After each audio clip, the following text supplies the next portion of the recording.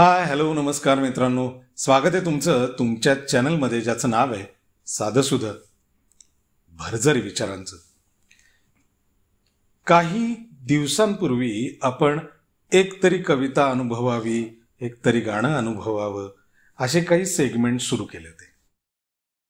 त्यातला आज जो सेगमेंट आपण बघणार आहोत ते आहे कवितेचं सेगमेंट. एक तरी कविता अनुभवावी. आज जी आपल्याला कविता बघायची आहे ना मित्रांनो, ती कविता आहे कवी ग्रेस यांची. माणिक गोडघाटे असं त्यांचं नाव. माहिती होतं? फार कमी लोकांना माहिती असेल. ग्रेस म्हणूनच सगळे ओळखतात त्यांना. ग्रेसांच्या कविता म्हणलं ना की बऱ्याच लोकांचा असं समज आहे आणि की जरा अवघड असतं तरी समजायला. ते बहुतांशी खरं पण आहे. अत्यंत अभिजात मराठी, अतिशय समर्पक शब्द आणि अत्यंत वेगळ्या पद्धतीची मांडणी हे ग्रेसांचं वैशिष्ट्य होतं. म्हणजे कवितेमध्ये वेगळ्या पद्धतीचे भाव आणि वेगळ्या पद्धतीची मांडणी करणारा ग्रेसफुल कवी म्हणजे कवी ग्रेस. आज आपल्याला त्यांची एक अतिशय सुंदर, विहंगम आणि अत्यंत अप्रतिम कविता बघायची आहे. त्या कवितेचं शीर्षक आहे राधेस जो मिळाला तो एकटाच उरला. बघूयात.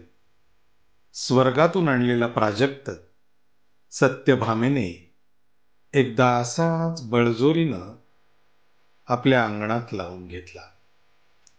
स्वर्गातून आणलेला प्राजक्त सत्यभामेनं एकदा असाच बळजोरीनं आपल्या अंगणात लावून घेतला.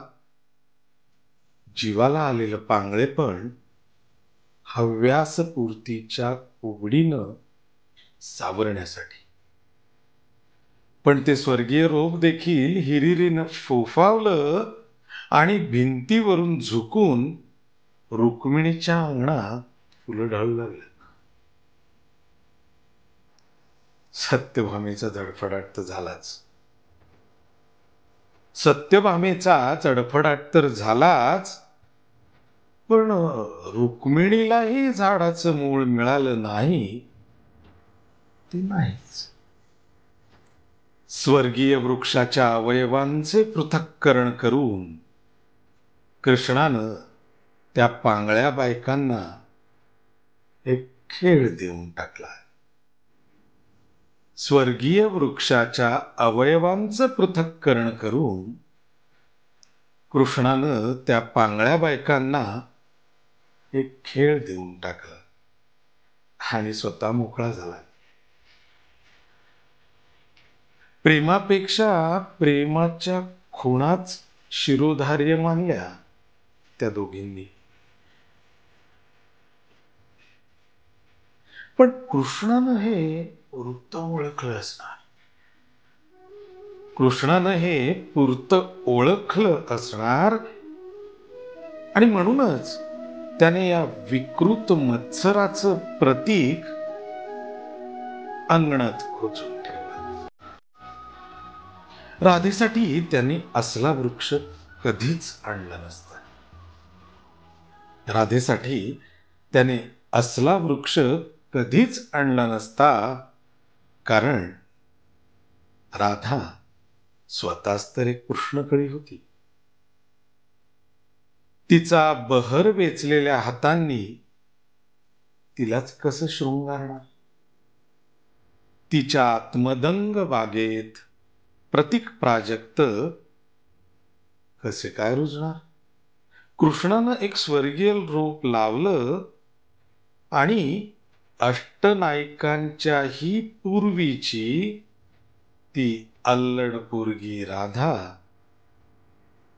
हीच शेवटी कृष्णप्रीतीचं प्रतीक होऊन बसली.